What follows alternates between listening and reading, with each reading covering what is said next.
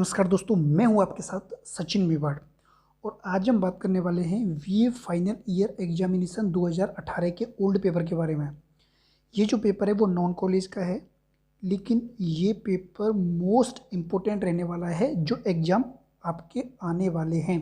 क्योंकि आप लोग जानते हो कि क्वेश्चन पेपर जो होता है वो हमेशा रिपीट होता है। ठीक है, 40% या 30% पेपर हमेशा रिपीट होता है।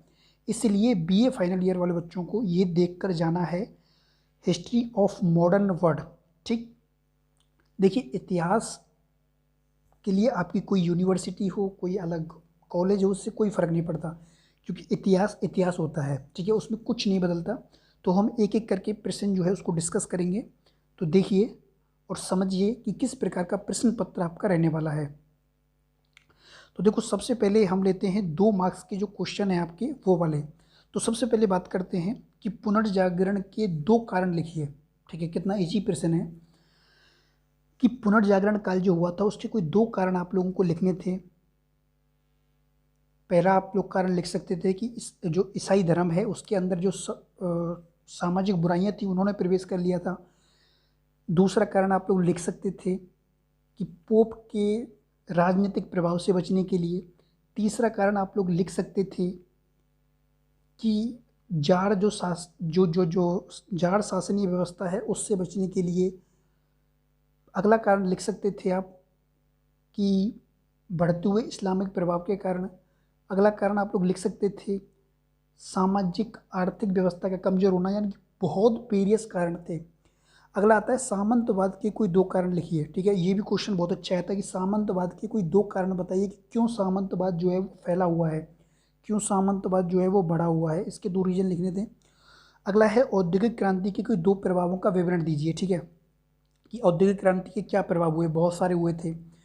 सस्तीकरण की नीति जो है उसका प्रभाव बहुत ज़्यादा हो गया था, प्लस उपनिवेशवाद को बढ़ावा मिला, तो वेरियस कारण थे। इटली एकीकरण की किन्हीं 2 समस्याओं को लिखिए कि इटली के एकीकरण में कौन सी 2 जो बाधाएं थी वो थी, जिनमें एक था ऑस्ट्रेलिया और दूसरा जो था वो था पोप का उदासीन प्रवृत्ति। ठीक है, प्लस बाहरी राज्यों की दखलंदाजी, आपसी टकराव। तो बहुत सारे वेरियस कारण थे इसके भी। चलिए, अगला जो क्वेश्चन आया है वो आया है हांको विद्रोह के बारे में आप क्या जानते हैं। ठीक है, तो आप ये जो है वो यूरोप से पूछा गया है।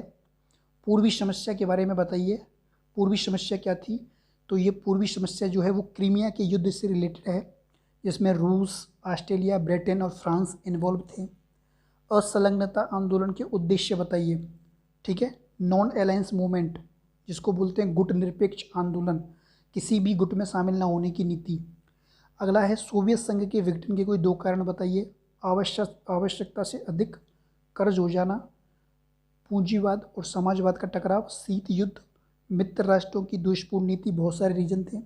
प्रथम विश्व युद्ध के कोई 2 कारण बताइए। ठीक है, प्रथम विश्व युद्ध वर्ल्ड वॉर फर्स्ट के कोई 2 कारण हमको बताने हैं। तो पहला जो था इसमें वो क्या कारण था, ऑस्ट्रेलिया के राजकुमार की क्या हत्या। ठीक है, और जर्मनी का बढ़ता हुआ प्रभाव, गुप्त संधियाँ, द्वीप राष्ट्रों में संपूर्ण विश्व का विभाजन। तो वेरियस कारण थे। अगला लेते हैं हम। अगला क्वेश्चन जो है वो पूछा गया था वैश्वीकरण से आप क्या समझते हैं। ठीक है, ग्लोबलाइजेशन का मतलब क्या होता है, ध्रुवीकरण क्या होता है। तो ये क्वेश्चन जो है वो लास्ट का आपका टॉपिक है, 3rd यूनिट का, वहाँ से पूछा गया है। और अगला जो क्वेश्चन है वो 4 मार्क्स का है, प्रतीकात्मक सुधार आंदोलन से आप क्या समझते हैं। ठीक है, काउंटर रिफॉर्मेशन क्या होती है। ये आपका 4 मार्क्स का क्वेश्चन है। बोस्टन टी पार्टी के बारे में आप क्या जानते हैं। अमेरिका की स्वतंत्रता संग्राम से प्रश्न पूछा गया है। जोलवरीन क्या थी, व्हाट वाज द जोलवरीन। ठीक है, ये क्रांतियों से जो क्वेश्चन है वो पूछा गया है। अगला क्वेश्चन था नेपोलियन बोनापार्ट की महाद्वीपीय व्यवस्था क्या थी, इसका वर्णन कीजिए। आप लोगों को मालूम है ब्रिटेन को रोकने के लिए नेपोलियन बोनापार्ट ने ब्रिटेन की घेराबंदी कर दी थी, और सभी राज्य जो उसके निकटवर्ती राष्ट्र थे, मित्र राष्ट्र थे, उनको ये बोला था कि यहाँ से कोई भी व्यापारिक लेन देन नहीं करेगा। ठीक है, तो ये होती है महाद्वीपीय व्यवस्था। चीन में यूरोपीय साम्राज्यवाद की प्रकृति क्या थी। ये व्यापार पर आधारित थी, लाभ पर आधारित थी, उपनिवेशवाद पर आधारित थी, साम्राज्यवाद पर आधारित थी। युवा इटली के बारे में आप क्या जानते हैं। ये इटली के एकीकरण से पूछा गया है, ठीक है। चलिए, तो बहुत अच्छा पेपर जो है वो है, और निश्चित ही यहाँ से जो क्वेश्चन पेपर हैं वो फंसने वाले हैं, ठीक है। अगला क्वेश्चन आया है, मोनसेविक और बोल्शेविकों की नीतियों के बीच में अंतर बताइए, ठीक है। मोनसेविक और बोल्शेविकों की नीति में अंतर क्या है? दोनों विपरीत विचारधारा के लोग थे ये। डॉक्टर सन्यास सेन के सिद्धांतों के बारे में बताइए। आप लोग जब चीन की क्रांति पढ़ोगे तब इनके बारे में जानने को मिलेगा। महान आर्थिक मंदी से आप क्या समझते हैं, ठीक है। ग्रेट इकोनॉमिक डिप्रेशन क्या है?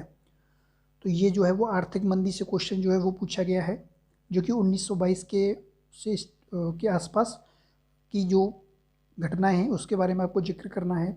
शीत युद्ध से आप क्या समझते हैं, ठीक है। सोवियत संघ और अमेरिका के मध्य दो गुटों में दुनिया जो है वो विभाजित थी, और उनके बीच में जो कोल्ड वार चला था उसके बारे में पूछा गया है।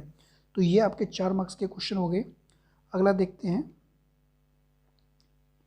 कि पुनर्जागरण से आप क्या समझते हैं, ठीक है। पुनर्जागरण से आप क्या समझते हैं, इसके कारण और परिणाम बताइए। तो पुनर्जागरण काल इज मोस्ट इंपॉर्टेंट, ठीक है। आपको देख के जाना है, ये वाला क्वेश्चन मैं खुद कह रहा हूँ, ये प्रश्न डेफिनेटली आएगा।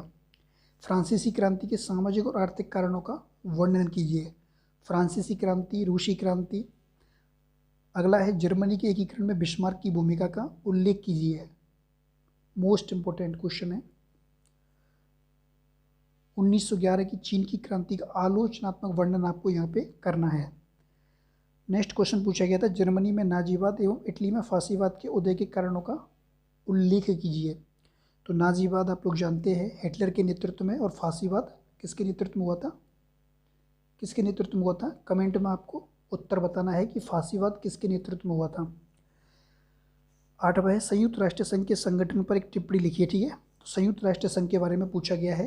तो पेपर जो है वो काफ़ी इजी रहा आप लोगों का, इसलिए ये पेपर जो है वो मोस्ट इम्पोर्टेंट है फाइनल ईयर के बच्चों के लिए, और आप लोगों को ये सारे प्रश्न जो है वो एक बार देख के जाने हैं।